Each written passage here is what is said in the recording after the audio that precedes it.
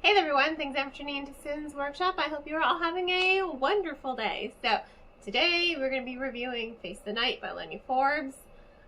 This was kind of an emotional read for me because I loved Lenny Forbes' Saga of Seven Sons trilogy. I still have to read The Obsidian Butterfly, but we'll get to it. But this is the last full manuscript that she wrote while she was battling cancer, and unfortunately she did lose that fight with cancer. It's, just a little backstory. She was diagnosed with cancer, stage 4, after she gave birth to her beautiful baby boy. So right at the beginning of motherhood, she is doing this fight, and while she's doing this fight and, being a new mom, she's writing this book. And I'm telling you this because it resonates throughout the novel. Like, just knowing that going into this book, it just made everything more impactful.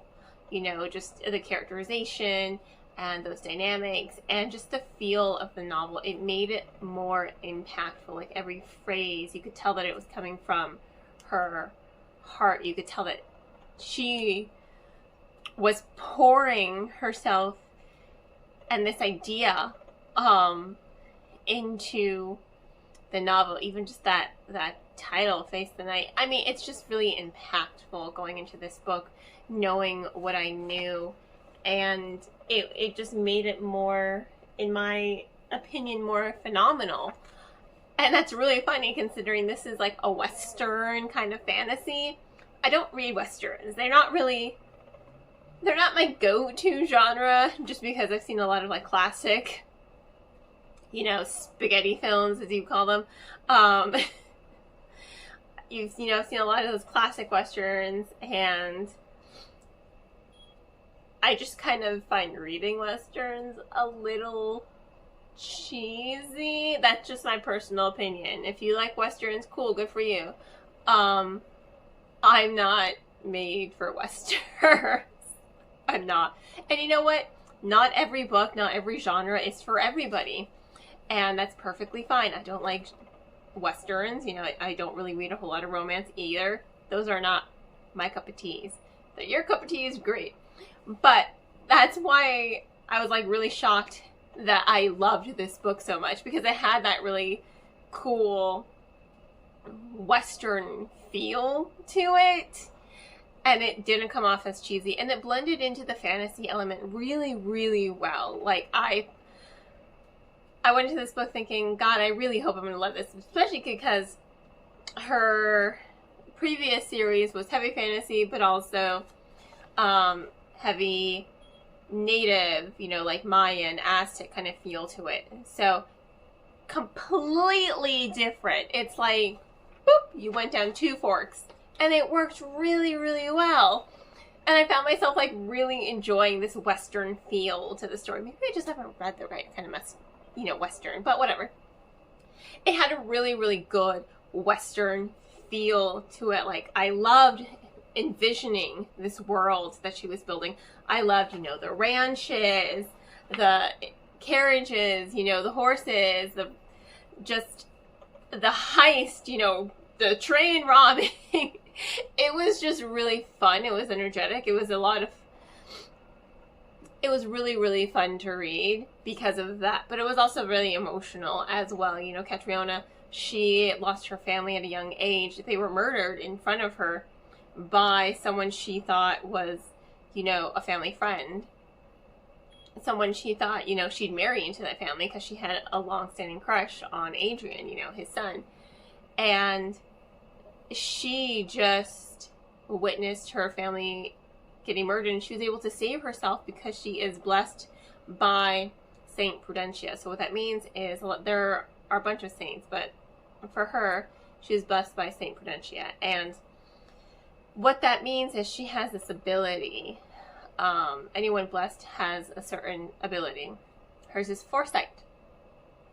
So whenever danger is about to strike, she gets a vision of the danger first so that she can avoid it and protect herself. And that's really, really cool. You know, that is something I think I've seen before.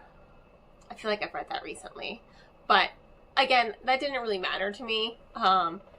It was just the way she was able to bring it to life, Forbes. You know, the way Forbes was able to bring it to life in this story while also meshing it with this Western feel and making it blend really well together, that Western feel and that fantasy element. It worked really, really well.